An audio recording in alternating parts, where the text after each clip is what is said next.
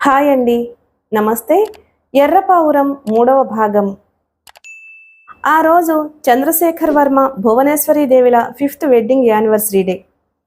చంద్రశేఖర్ వర్మ కులంగాని కులమమ్మాయిని ప్రేమించి పెళ్లి చేసుకున్నాడు అన్న కారణంగా 5 ఏళ్ల క్రిందటే బంధువులందరూ వెలివేసినట్లు ఆయన్ని దూరంగా ఉంచుతూ వచ్చారు. పెళ్లి తరువాత పల్లెటూళ్లలో తనకున్న ఆస్తిపాస్తుల మీద అజమాయిషీని రైతులకు అప్పగించి ఆయన సిటీ వచ్చి సెటిల్ అయిపోయారు. బంధువులు తనను దూరంగా ఉంచారన్న విషయాన్ని ఆయన బొత్తిగా పట్టించుకోలేదు. వారి 5వ పెళ్లి రోజు వేడుకల్ని భవంతిలోని పనివాళ్లు, ఫ్యాక్టరీలోని వర్కర్సు పెద్ద పండుగలా జరుపుకున్నారు. Wedding anniversary. సిటీలో ఎవరిని ఆహ్వానించకుండా ఆ సంతోషాన్ని లేనివాళ్లతోనే పంచుకున్నాడు చంద్రశేఖర్ వర్మ. బావమరిది నాగేంద్రకు చెప్పి ఫ్యాక్టరీ వర్కర్స్కి బహుమతులు, బోనస్లు ఇప్పించాడు. ఆ సందడి ముగిసేసరికి రాత్రి 11:30 గంటలైంది టైము. చంద్రశేఖర్ వర్మ బెడ్రూంలోకి వచ్చేసరికి 4 ఏళ్ల కూతురు ధీరజను నిద్రపుచ్చుతూ మంచం మీద కూర్చుని ఉంది భువనేశ్వరి. భువనా, పాప నిద్రపోయిందా అని అడుగుతూ ఆమె దగ్గరకు వచ్చారాయన. అతని గొంతు వింటూనే చటుక్కున కళ్ళు తెరిచింది పాప. నేను ఇంక పడుకోలేదుగా అంటూ తండ్రి ఒడిలోకి చేరిపోయింది. అమ్మ దొంగపిల్ల, ఎంతసేపు నిద్రపోతున్నట్టు నటించావన్నమాట అంటూ కొట్టబోతున్నట్టు చెయ్యెత్తింది. చంద్రశేఖర్ నవ్వుతూ ఆమెను వారించాడు. అమ్మ ధీరు, అమ్మను మాయ చేసినందుకు నీకు ఓ బహుమానం ఇస్తాను అంటూ ప్యాంటు జేబులోంచి బంగారు డాలర్ చైన్ ఒకదాన్ని తీసి కూతురి మెడలో వేశాడు. భలే భలే, చాలా బాగుంది.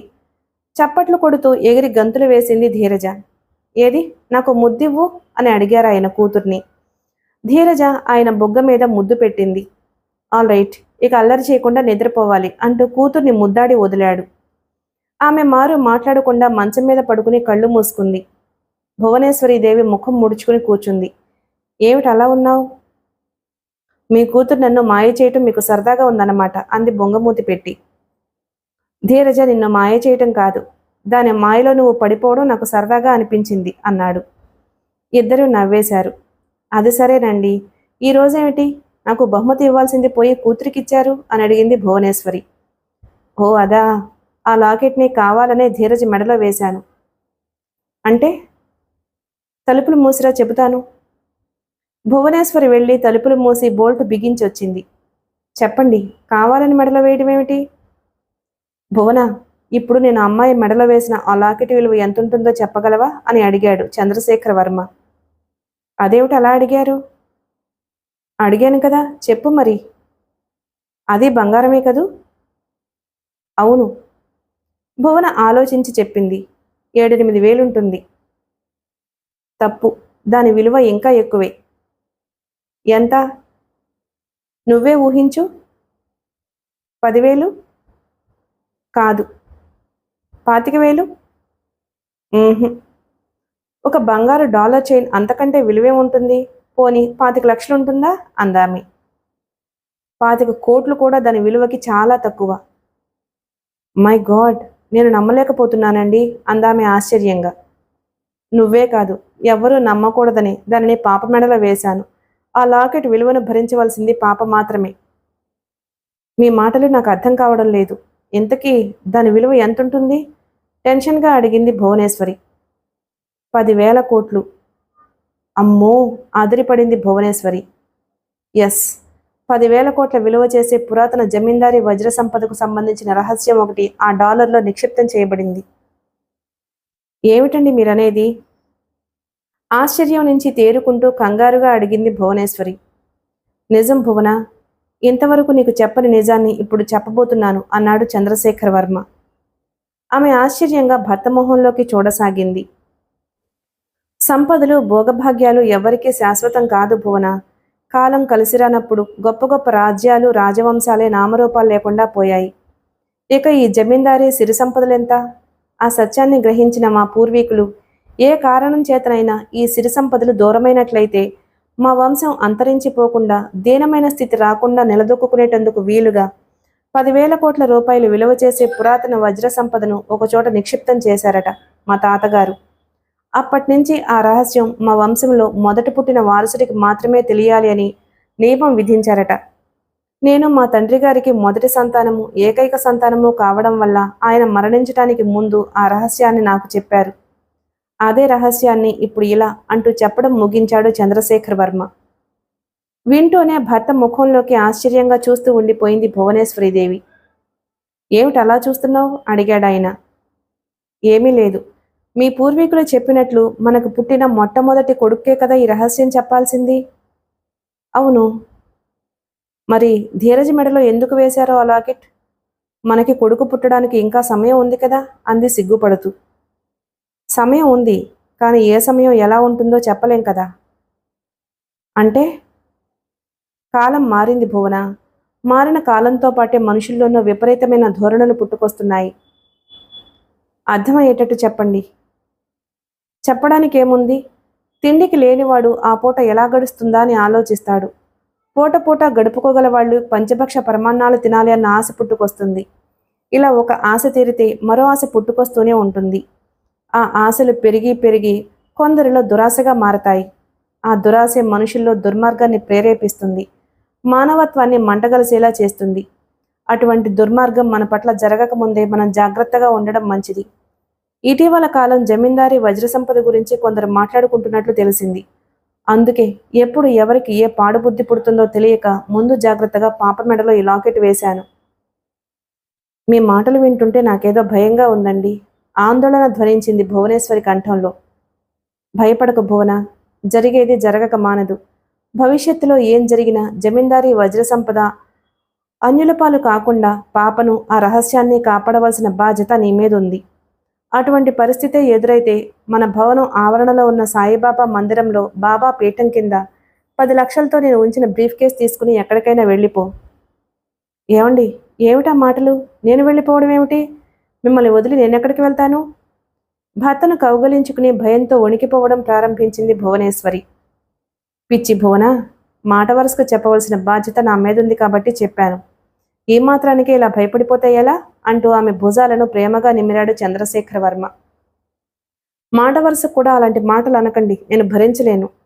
ఆమె కళ్లల్లో కన్నీళ్లు సుడులు తిరగడం ప్రారంభించాయి. సరే అనంలే, కళ్ళు తుడుచుకో. భువనేశ్వరి కళ్ళు తుడుచుకుంది. అంతలో ఉన్నట్టుండి కాలింగ్ బెల్ మోగడం ప్రారంభమైంది. కళ్ళు తుడుచుకుంటున్న భువనేశ్వరీదేవి వింతగా చూసింది భర్త మొహంలోకి. ఈవేళప్పుడు ఎవరై ఉంటారండి అంది. నాకు మాత్రం ఏం తెలుసు, వెళ్ళి చూడు అన్నాడాయన. కాలింగ్ బెల్ ఇంకా మోగుతూనే ఉంది. భర్త కౌగిట్లోంచి విడివడి లేచి ద్వారం దగ్గరకు వెళ్ళి ఎవరు అని అడిగింది. నేనక్క, నాగేంద్రని. బయట నుంచి వినిపించింది నాగేంద్ర కంఠం. మన నాగేంద్రండి, భర్తతో చెబుతూ తలుపులు తెరిచింది భువనేశ్వరి. నాగేంద్ర గది బయట నిలబడి ఉన్నాడు. అతనే కాదు, అతనితో పాటు కపాలి దావూదులు కూడా నిలబడి ఉన్నారు. వాళ్ళిద్దరూ ఫ్యాక్టరీ కార్మికులు. ఏమిట్రా నాగు, ఈవేళప్పుడు వచ్చారేమిటి? బావగారితో ఒక ముఖ్యమైన విషయం మాట్లాడాలక్క. ఇంత రాత్రి వేళ? ఇలాంటి విషయాలు రాత్రి సమయాల్లో మాట్లాడుకోవడమే బాగుంటుంది. ఏమిటి నాగేంద్ర, ఏమిటా ముఖ్యమైన విషయం? క్యాజువల్గా అడిగాడు చంద్రశేఖర వర్మ. మరేమీ లేదు బావగారు, మిమ్మల్ని అడిగి ఒక నిజం తెలుసుకుందామని వచ్చాను. ఏమిటా నిజం? మీ పూర్వీకుల కాలం నుంచి 10,000 కోట్ల విలువ చేసే వజ్ర సంపద ఎక్కడో రహస్యంగా దాచబడింది అని నేను లేదని కపాలి దావూదులు వాదించుకుంటున్నాము. మా వాదన పందెం దాకా దారి తీసింది. మాలో ఎవరు చెప్పింది కరెక్టో మీరే చెప్పాలి. చంద్రశేఖర వర్మ మాట్లాడకముందే కల్పించుకుంది భువనేశ్వరి. ఎరా, నీకు అసలు బుద్ధుందా? అది అడగడానికిరా నువ్వు వచ్చింది? ష్, ముఖ్యమైన విషయాలు మాట్లాడేటప్పుడు ఆడవాళ్లు కల్పించుకోవడం బాగుండదక్క. బావగారిని మాట్లాడిని. భువనేశ్వరి ఉరిమి చూస్తూ ఏదో అనబోయింది. నువ్వాగు భువన అంటూ ఆమెను పక్కకు లాగాడు చంద్రశేఖర్. ఇప్పుడు నీకు ఆ విషయం తెలియాలంటావు అంతేనా అన్నాడు నాగేంద్రను ఉద్దేశించి. అవును బావగారు. తెలుసుకుని ఏం చేస్తావు? పందెం విషయం తేల్చుకుంటాను. అయితే చెప్పేది విను. నువ్వన్నదే నిజం. వజ్ర సంపద ఎక్కడో భద్రపరిచిన మాట నిజమే. వింటూనే యాహూ అంటూ ఉత్సాహంగా అరిచాడు నాగేంద్ర. భువనేశ్వరి విసుగ్గా చూసింది తమ్ముడు ముఖంలోకి. ఒరే కపాలి, అరే దావూద్, విన్నారా? నేను చెప్పింది నిజం, నేనే గెలిచాను అంటూ అరిచాడు. నిజం తెలిసిందిగా, ఇంక వెళ్ళు అన్నాడు చంద్రశేఖర వర్మ. ఇది మాత్రమే తెలుసుకుని వెళ్ళడానికి రాలేదు బావగారు. మరి నేను తెలుసుకోవాల్సిన నిజం ఇంకొకటి ఉంది. ఏమిటది? ఆ వజ్ర సంపద ఎక్కడుందో మీకు మాత్రమే తెలుసనుకుంటాను. తెలిస్తే మీరు చెబితే ఆ రహస్యాన్ని నేను తెలుసుకోవాలనుకుంటున్నాను. ఉలిక్కిపడింది తమ్ముడి మాటలకు భువనేశ్వరి. అంతకుముందు భర్త అన్న మాటలు గుర్తుకొచ్చేసరికి విపరీతమైన ఆందోళనతో నిండిపోయింది ఆమె అంతరంగం. ఒరే నాగు, నీకేమైనా మతిపోయిందా? ఆ రహస్యం నీకెందుకు చెప్పాలి అని నిలదీసింది. నాగేంద్ర వికారంగా నవ్వాడు. అదేం మాటక్క, 10 కోట్ల విలువ చేసే వజ్ర సంపదన గురించి తెలుసుకోవాలి అని ఎవరికైనా ఎందుకు ఆశపడతారు? సొంతం చేసుకోవడానికే కదూ అన్నాడు. భువనేశ్వరి నిర్ఘాంతపోయింది. చంద్రశేఖర వర్మ మాట్లాడలేదు. ఒరే నాగు, నీకు ఇదేం పాడు బుద్ధిరా? తరతరాలుగా దాచుకుంటూ వస్తున్న ఆ రహస్యాన్ని గురించి చెప్పమని అడగడమే తప్పు. దానిని సొంతం చేసుకుంటాను అనడం మహాపాపం అంది సీరియస్గా. పాపపుణ్యాలని గురించి ఆలోచిస్తే నేను జీవితంలో పెద్దవాడిని అయ్యేదెప్పుడు? గొప్ప ధనవంతుడిగా సొసైటీలో గౌరవ మర్యాదలు పొందేదెప్పుడు? సుఖ సంతోషాలు అనుభవించేదెప్పుడు? నోర్మోయ్, తిన్నింటి వాసాలు లెక్కపెట్టి నీలాంటి నీచుడు జీవితంలో పైకి రావడం అసంభవం. మర్యాదగా ఇక్కడి నుంచి వెళ్ళు. వెళ్ళడానికి రాలేదక్కా, ఆ రహస్యాన్ని తెలుసుకుని మీ ముగ్గురిని శాశ్వతంగా పైకి పంపడానికే వచ్చాను అన్నాడు. అతడు అలా అంటూ ఉండగా గబగబా లోపలికొచ్చి భార్యాభర్తల ఇద్దరి వైపు రివాల్వర్ గురిపెట్టి ఉంచారు కపాలి దావూదులు. అంతే. తమ్ముడి దుర్మార్గానికి ఆమెలో ఆవేశం కట్టలు తెంచుకుంది.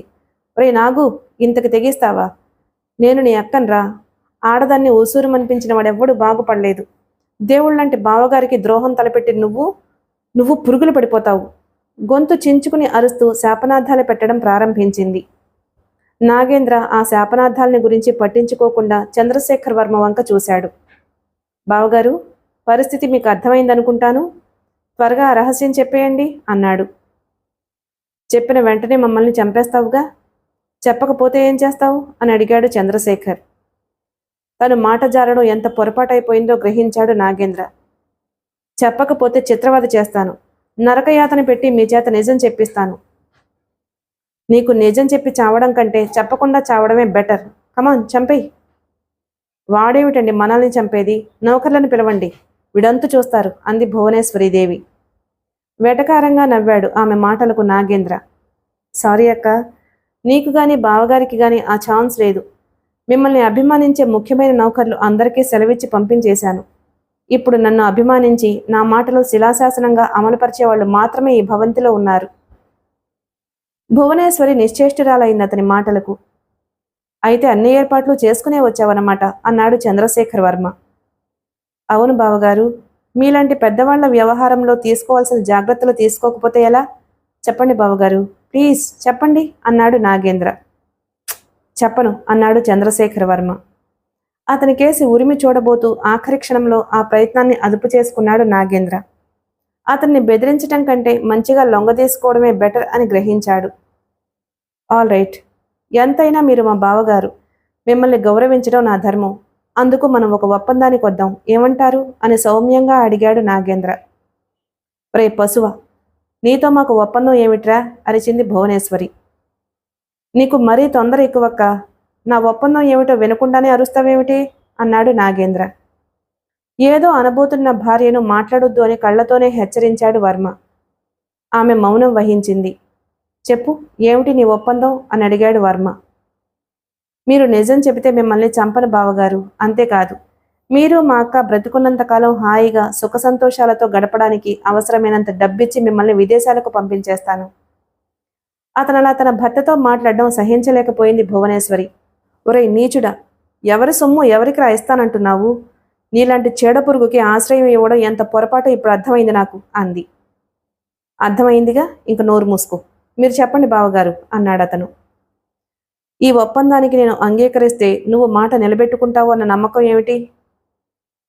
మీరు నమ్మాలి బావగారు, అంతకంటే మీకు వేరే గత్యంతరం లేదు. ఆల్ రైట్, నీ ఒప్పందానికి నేను అంగీకరిస్తున్నాను. అయితే వెంటనే చెప్పేయండి.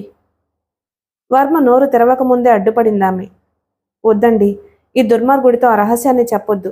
వజ్ర సంపద వీడికి దక్కడానికి వీల్లేదు అంటూ అరిచింది. నాగేంద్ర ఉరిమి చూశాడామె వంక. చెప్పక తప్పదు భువన, మీ ప్రాణాల కంటే నాకు ఆ సంపదేమీ ఎక్కువ కాదు. ఆమె కలవరపడిపోయింది. ఏమండి, ఈ నీచుడి బెదిరింపులకి మీరు భయపడుతున్నారా? ప్రాణాలు పోయినా ఆ రహస్యం అన్యులకు తెలియకూడదు అన్న మీ వంశీకుల నియమాన్ని మీరే అతిక్రమిస్తారా? వద్దండి, చెప్పొద్దు అంటూ ప్రాధేయపడింది. నాగేంద్రలో టెన్షన్ పెరిగిపోసాగింది. మాటిమాటికి అడ్డుపడకుండా ఆమె గొంతు నొక్కేయాలనిపించింది అతనికి. కానీ అలా చేస్తే వర్మకి ఆగ్రహం రావచ్చు. రహస్యాన్ని చెప్పాలి అన్న ఆలోచన ఆయన విరమించుకోవచ్చు. అందుకే ఓపిక పడుతున్నాడతను. నువ్వింక మాట్లాడక భువన, ఏది ఎలా జరగాలో అలాగే జరుగుతుంది అన్నాడు వర్మ. బాగా అన్నారు బావగారు, చెప్పండి. ఆ రహస్యం అర్థమయ్యేటట్టుగా చెప్పేయండి అంటూ తొందర చేయడం ప్రారంభించాడు నాగేంద్ర. చెబుతాను. ముందు ఆ ఇద్దరిని గదిలో నుంచి బయటికి పంపి తలుపులు మూసిరా అన్నాడు. కపాలి దావూదుల వంక చూస్తూ వర్మ. ఎందుకు? యూ ఫూల్, ఇలాంటి రహస్యాలు తెలుసుకునేటప్పుడు బహిరంగంగా తెలుసుకోకూడదు అన్నాడు వర్మ విసుగ్గా. అతను చెప్పింది నిజమే అనిపించింది నాగేంద్రకి. సారీ బావగారు, ఆ ఆలోచనే నాకు తట్టలేదు అంటూ తన అనుచరుల వైపు చూశాడు. కపాలి దావూదులు కదలకుండా నిలబడ్డారు. మీరు కాసేపు బయటకు వెళ్ళి నిలబడండి. బయట నుంచి రివాల్వర్ గురిపెట్టి ఉంచండి అని ఆదేశించాడు నాగేంద్ర. తలలు ఊపి ఇద్దరూ బయటికి నడిచారు. గది బయట నిలబడి తమ చేతుల్లోని రివాల్వర్ను భువనేశ్వరి వర్మల వైపు గురిపెట్టి ఉంచారు. ఇప్పుడు చెప్పండి బావగారు అన్నాడు నాగేంద్ర వర్మ వైపు తిరిగి. చిన్నగా తల ఊపాడు వర్మ. చెబుతాను, జాగ్రత్తగా విను అంటూ మంచం పక్కన ఉన్న టేబుల్ మించి సిగరెట్ ప్యాకెట్ అందుకున్నాడు. సిగరెట్ ప్యాకెట్ మాత్రమే కాదు, దాంతోపాటు లేటెస్ట్ టెక్నాలజీతో ఆ గదిలోని లైట్లను, ఫ్యాన్, ఏసీలను యాక్టివేట్ చేసేందుకు ఉపయోగించే రిమోట్ కంట్రోలర్ అందుకుని వేగంగా బటన్స్ నొక్కాడు. ఆ మరుక్షణంలోనే లైట్లు ఆరిపోయాయి ఆ గదిలో. ఒక్కసారిగా గాఢాంధకారం అలుముకోవడంతో ఉలిక్కిపడ్డాడు నాగేంద్ర. జరిగిన మోసం ఏమిటో అర్థం చేసుకోవడానికి 5 నిమిషాలు పట్టింది అతనికి. బయట నిలబడ్డ కపాలి దావూదులకు విషయం ఏమిటో అర్థం కాలేదు. రివాల్వర్లు ప్రయోగించాలో లేదో తెలియలేదు. మై గాడ్, మోసం, దగ. చూస్తూ ఉండగానే మన కళ్ళల్లో కారం కొట్టాడు వర్మ. ముందు లోపలికి వచ్చి తలుపులు మూసేయండి, లైట్లు వెలిగించండి అంటూ కపాలి దావూదులను ఉద్దేశించి గొంతు చించుకుని అరిచాడు. ఆ ఇద్దరూ అతను చెప్పినట్లే చేశారు. తలుపులు మూసి ద్వారం దగ్గరే నిలబడ్డాడు కపాలి. దావూద్ గబగబా గోడల్ని తడుముతూ స్విచ్ ఆన్ చేశాడు. సరిగ్గా 8 నిమిషాల తరువాత ఆ గదిలో లైట్లు వెలిగాయి. ఎప్పటిలా వెలుతురుతో నిండిపోయిందా గది. ఆ వెలుతురులో చుట్టూ చూసి విపరీతమైన ఆశ్చర్యానికి గురయ్యాడు నాగేంద్ర. వర్మ, భువనేశ్వరులు గాని, మంచం మీద పడుకుని ఉండవలసిన ధీరజ కాని ఎక్కడా కనిపించలేదు ఆ గదిలో. మై గాడ్, ఏమయ్యారు వీళ్ళు? ఇంతలోనే ఎలా మాయమయ్యారు? తల బరుక్కుంటూ తనలో తానే గొణుక్కున్నాడు నాగేంద్ర. పల్లెటూళ్ళలోని జమీందారీ ఎస్టేట్ భవంతిలో ఉన్నట్లే ఆ గదిలో కూడా మరో రహస్య మార్గం ఏర్పాటు చేసుకుంటారు బాస్. మీ బావగారు ఆ రహస్య మార్గం గుండా తప్పించుకుపోయి ఉంటారు అన్నాడు కపాలి. కపాలి చెప్పిందే నిజమైంది. రిమోట్ కంట్రోల్తో ఆ గదిలోని లైట్లను ఆర్పేసిన వర్మ భార్య బిడ్డల్ని తీసుకుని ఆ గది బీరువా వెనుక ఉన్న రహస్య మార్గం గుండా భవంతి ఆవరణలో ఉన్న సాయిబాబా మందిరంలోకి చేరుకున్నాడు. అక్కడే బాబా విగ్రహం అడుగున ఉన్న అరలో నుంచి 10 లక్షల క్యాష్తో ఉన్న సూట్ కేసు తీసుకుని ఆవరణలో ఉన్న అంబాసిడర్ కారులో భార్య లక్షలతో పాటు ఎక్కించి కూర్చుని కార్ని స్టార్ట్ చేశాడతను. ఉన్నట్టుండి కారు స్టార్ట్ అయిన శబ్దం ఆవరణలో నుంచి వినపడడంతో ఉలిక్కిపడ్డాడు నాగేంద్ర. ఏమిటా శబ్దం? వెళ్ళి చూడండి అంటూ అరిచాడు నాగేంద్ర. అరవడంతో ఆగలేదతను. కపాలి దావూదులతో పాటు తను కూడా గబగబా బాల్కనీలోకి వెళ్లి కిందకి తొంగి చూశాడు. చూస్తూనే అతని కంటపడింది ఆవరణలో నుంచి అప్పుడే మాయమవుతున్న అంబాసిడర్ కారు. నే చెప్పింది నిజమే అయింది. వర్మగారు ఫ్యామిలీతో రహస్య మార్గం గుండా తప్పించుకుని పోతున్నారు అంటూ అరిచాడు కపాలి. వెళ్ళండి, పట్టుకోండి, వాళ్ళను వెంటాడి పట్టుకోండి అంటూ రెచ్చిపోయినట్లు అరవడం ప్రారంభించాడు నాగేంద్ర. ఆ మరుక్షణంలోనే ఒకరి వెనక ఒకరుగా బాల్కనీలోంచి కిందకి దూకేశారు కపాలి దావూదులు. నాగేంద్ర అరుపులు విని భవంతిలో నుంచి పరుగు పరుగున బయటకు వచ్చేశారు మరో 4 వ్యక్తులు. అప్పటికే భవంతి మెయిన్ గేటు దాటి బయటికి దూసుకుపోయింది అంబాసిడర్ కారు. అక్కడే ఉన్న మారుతి వ్యాన్లో ఎక్కి ఆ కారుని వెంబడించడం ప్రారంభించారు. అర్ధరాత్రి సమయం. సిటీ రోడ్లన్నీ నిర్మానుష్యంగా ఉన్నాయి. భవంతి పరిసరాలను వదిలి మెయిన్ రోడ్డు మీదకి ప్రవేశిస్తూనే రెడ్ హిల్స్ వైపు కారును వేగంగా పరుగులు తీయించటం ప్రారంభించాడు వర్మ. భరించరాని బాధతో లోలోపల కుమిలిపోతూ భర్త పక్కనే కూర్చుంది భువనేశ్వరి. ఇద్దరికీ మధ్య సీటు మీద ముడుచుకుని పడుకుని ఉంది ధీరజ. ఏమండి, నన్ను క్షమించండి, జీరబోయిన కంఠంతో భర్తను ఉద్దేశించి అంది భువనేశ్వరి. అదేమిటి భువన, ఇందులో నువ్వు చేసిందేముంది అన్నాడు వర్మ. మీరు నన్ను పెళ్లి చేసుకోబట్టే కదా ఈరోజు ఇలా. భువనేశ్వరి వెక్కిళ్ళు పెట్టడం ప్రారంభించింది. బాధపడకు భువన, నిన్ను చేసుకోవడం వల్లనే ఇలా జరిగింది అని నేను కలలో కూడా అనుకోను. వజ్ర సంపద విషయంలో ఇటువంటి అవాంఛనీయమైన సంఘటనలు జరుగుతాయని మా పూర్వీకులు ఇదివరకే చెప్పారు. అది ఇప్పుడు యథార్థం అవుతుంది అంతే. అన్నీ వదులుకుని ఏమిటండి మనకి కర్మ? కళ్ళు తుడుచుకుంటూ అంది భువనేశ్వరి. తలరాతను తప్పించటం ఎవరి తరము కాదు భువన. ఇక ఆ విషయం గురించి ఆలోచించకు. ఇంతకీ ఈ రాత్రివేళ మనం ఎక్కడికి వెళ్తున్నాం? ఇంకా నిర్ణయించుకోలేదు. ముందు మన వెంబడించిన వారి బారి నుంచి తప్పించుకోవాలి. అంతకంటే ముందు పాపని సురక్షితమైన చోటుకు చేర్చాలి. అంటే పాపని మన వెంట తీసుకువెళ్ళమా? ఈ పరిస్థితుల్లో పాప మన వెంట ఉండడం మంచిది కాదు. నేను చెప్పినట్టు చెయ్యి. ఏం చెయ్యాలి? అదిగో ఆ రాబోయే టర్నింగ్లో కారు ఆపుతాను. పాపతో సహా నువ్వు దిగిపో. ఆ తర్వాత అడ్డదారుల వెంట పాపను తీసుకుపోయి భూపతి ఇంటికి చేరుకో. అతనికి అన్ని విషయాలు చెప్పి పాపని అప్పగించి ఈ డబ్బిచ్చేసి. భూపతి అంటే? అతనే వర్కర్స్ తరపున అస్తమానం నాతో గొడవ పెట్టుకోవడానికి ప్రయత్నిస్తాడే, factory section supervisor, labour union నాయకుడు. అతను మీకు పూర్తిగా వ్యతిరేకం కదండి? లేదు, అతనికి నాకు ఎలాంటి విరోధమూ లేదు. మేమిద్దరం బాల్య స్నేహితులం. ఆ విషయం బయటపడకుండా మేమిద్దరం ఓనర్సు వర్కర్స్ల విరోధం నటిస్తూ ఉంటాము. అది ఈ సమయంలో మనకి ఉపయోగపడుతుంది. మరి మీరు? నాకేం భయం లేదు. నువ్వు పాపను అప్పగించి రెడ్ హిల్స్ దగ్గరకు రా. అక్కడ నీ కోసం ఎదురు చూస్తూ ఉంటాను. నాకేదో భయంగా ఉంది. పోనీ ఒక పని చేయకూడదు? ఏమిటి? పోలీస్ కమిషనర్ గారు మీకు బాగా తెలుసు కదా. మనం డైరెక్ట్గా అక్కడికి వెళ్ళి విషయం చెబితే? ఆ విషయాన్ని గురించి తర్వాత ఆలోచిద్దాం. ముందు నువ్వు నేను చెప్పినట్టు చెయ్యి. ఆ రోడ్డు చివర ఒక మలుపు దగ్గర కారాపాడు వర్మ. పాపని భుజం మీద వేసుకుని అయిష్టంగానే కారులో నుంచి దిగిపోయింది భువనేశ్వరి. మీరు జాగ్రత్త అంది. నాకేం పర్వాలేదు. ముందు నువ్వు ఆ చీకటి సందులో నుంచి అవతలకి వెళ్ళిపో అంటూ డబ్బుతో ఉన్న సూట్ కేసు ఆమెకు అందించి కారుని ముందుకు ఉరికించాడు. గుండెల్లో పిండేస్తున్న బాధను బలవంతంగా దిగమింగుకుంటూ రోడ్డు పక్కనే ఉన్న చీకటి సందులోకి ప్రవేశించి పరుగులాంటి నడకతో ముందుకు వెళ్ళిపోయింది. భువనేశ్వరి దిగిన రోడ్డు మలుపు దగ్గరకు వచ్చి ఆగింది కపాలీ బృందం ఉన్న వ్యాను. కిందకి దిగి అటూ ఇటూ దృష్టి సారించిన దావూద్కి కనిపించింది అప్పటికే ఆ రోడ్డు మరో కార్నర్కి చేరి మలుపు తిరుగుతున్న అంబాసిడర్ కారు. అదిగో అదే ఆ కారే, కమాన్ మూవ్ అంటూ గబగబా వ్యానెక్కి కూర్చున్నాడు. వెంటనే కదిలి అటు దూసుకుపోవడం ప్రారంభించింది వ్యాను. కారు డ్రైవ్ చేస్తూ ఆలోచిస్తున్నాడు చంద్రశేఖర వర్మ. నాగేంద్ర పన్నుతున్న దుష్టపన్నాగం గురించి ఈ మధ్యనే సూచాయిగా తెలిసిందతనికి. అయినా ఆ విషయాన్ని గురించి అంతగా పట్టించుకోలేదు వర్మ. తన బావమరిదే తన మీద కుట్ర పన్నుతున్నాడన్న సంగతి బయటపడితే తన కుటుంబ గౌరవం, తన పరువు ప్రతిష్టలు బజార్న పడతాయని మౌనంగా ఉండిపోయాడు. అలా మౌనంగా ఉండడమే ఈనాడు కొంప ముంచింది. ఈ విషయం పోలీసులకు చెప్పొచ్చు, కానీ నాగేంద్ర ఈపాటికే డబ్బుతో వాళ్లను కొనలేదు అన్న నమ్మకం ఏముంది? సో ప్రస్తుతానికి నాగేంద్ర అనుచరుల బారి నుంచి తప్పించుకుని ఆ తర్వాత పోలీసుల్ని కాంటాక్ట్ చేయాలి అని నిర్ణయించుకున్నాడు. అయితే తానొకటి తలిస్తే దైవం ఒకటి తలుస్తుంది అన్న విషయం ఆ సమయంలో నిజమని రుజువైంది. రెడ్ హిల్స్ని సమీపిస్తూనే సడన్గా ఆగిపోయింది అంబాసిడర్ కారు. పెట్రోల్ అయిపోయిందని గ్రహించి ఆందోళన పడుతూ కారులో నుంచి కిందకు దిగి రెడ్ హిల్స్ మధ్యకు పరుగు తీశాడు వర్మ. సరిగ్గా 3 నిమిషాల తరువాత ఆ ప్రదేశాన్ని సమీపించి ఆగింది కపాలీ బృందం ఉన్న వ్యాను. ఎగదన్నుకొస్తున్న ఆయాసాన్ని అదిమి ఉంచుకోవడానికి ఆ పెంకుటింటి ముందుకొచ్చి ఆగిపోయింది భువనేశ్వరి. చేతిలోని సూట్ కేసును కింద పెట్టి ఆయాసాన్ని తీర్చుకుంటూ పెంకుటింటి తలుపు తెరిచింది. మద్రాసు నగరంలోని ఒక మిడిల్ క్లాస్ లొకాలిటీలో ఉంది ఆ ఇల్లు. చంద్రశేఖర వర్మ బాల్య స్నేహితుడు భూపతి తన భార్యతో కాపురం ఉంటున్నాడు ఆ ఇంట్లో. భువనేశ్వరి తట్టడం ప్రారంభించిన 5 నిమిషాల తర్వాత తెరుచుకున్నాయి తలుపులు. వాకిట్లో లైటు వెలిగింది. ఎవరది అంటూ బయటికి తొంగి చూశాడు భూపతి.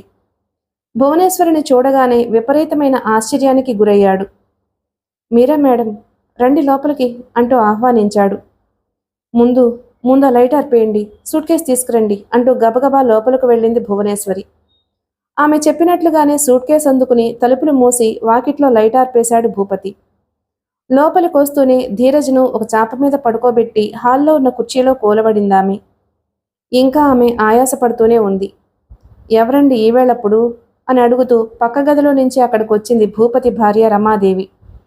ఎదురు చూడని విధంగా యజమానురాలు తమ ఇంట్లో కనిపించేసరికి భర్త కంటే రెట్టింపు ఆశ్చర్యానికి గురైందామె. మీరా అమ్మగారు, ఏమిటి ఈవేళప్పుడు ఇలా అని అడుగుతూ చూసింది భర్త మొహంలోకి. రమా, నువ్వు వెళ్ళి మంచినీళ్ళు తీసుకురా చెప్పాడు. ఆమె మంచినీళ్లు తెచ్చి భువనేశ్వరికి ఇచ్చింది. ఆమె ఆతృతగా మంచినీళ్లు తాగింది. 2 నిమిషాల తరువాత ఆయాసం తగ్గింది. చెమటతో తడిసిపోయి ఉంది భువనేశ్వరి శరీరం. మనిషి బాగా నలిగిపోయినట్లు కనిపిస్తుంది. ఏం జరిగింది మేడం? ఈ సూట్ కేసు ఏమిటి? ఈవేళప్పుడు మీరు మా ఇంటికి రావడం ఏమిటి? అడిగాడు భూపతి. ముంచుకొస్తున్న దుఃఖాన్ని అదుపు చేసుకుంటూ జరిగిందంతా అతనికి వివరించింది భువనేశ్వరి. విని భారంగా నిట్టూర్చాడు భూపతి. ఏదో ఒకరోజు నాగేంద్ర ఇటువంటి దారుణానికి ఒడిగడతాడు అని అనుమానపడుతూనే ఉన్నాను. నా అనుమానమే నిజమైంది. కానీ ఆ దుర్మార్గుడు ఇంత త్వరగా, అదే మీ పెళ్లి రోజున ఇలా బయటపడతాడు అని అనుకోలేదు. జరిగిందేదో జరిగిపోయింది. నేను వెళ్ళి పోలీసులకు ఈ విషయం చెప్పి. అతని మాట పూర్తి కాకముందే అడ్డుకుంది భువనేశ్వరి. వద్దొద్దు, మీరు తొందరపడద్దు. ఈ విషయం పోలీసులకు చెప్పడం ఆయనకి ఇష్టం లేదు అంటూ వారించింది. నిజమే, ఇలాంటి విషయాల్లో పోలీసుల్ని నమ్ముకునే ప్రయోజనం లేదు. సరే, నేనే 10 మందిని వెంట పెట్టుకుని వెళ్తాను. తల అడ్డంగా తిప్పింది భువనేశ్వరి. లాభం లేదు భూపతి, సమయం మించిపోయింది. నాగేంద్ర ఇప్పటికే చాలా మందిని తన వైపు తిప్పుకున్నాడు. వాళ్ళెవరో తెలియకుండా సాయం అడగడం మంచిది కాదు అంది. అలాగని వర్మ ఆపదలో ఉన్నాడు అని తెలిసి కూడా చేతులు కట్టుకుని కూర్చోమంటారా? ఆ మాట నేను అనలేదు. మరి తన ప్రాణాల కంటే పాపను కాపాడడం ముఖ్యమని భావిస్తున్నారాయన. అందుకే వాళ్ల కంటపడకుండా నన్ను మీ దగ్గరకు పంపించారు. మీరేం భయపడకండి, నా దగ్గర ఉండగా పాపకు ఎటువంటి ఆపద రాదు. అదే ఆయన కోరుకున్నది కూడా అదే. పరిస్థితులు బాగుంటే మేము వెంటనే తిరిగి వస్తాము.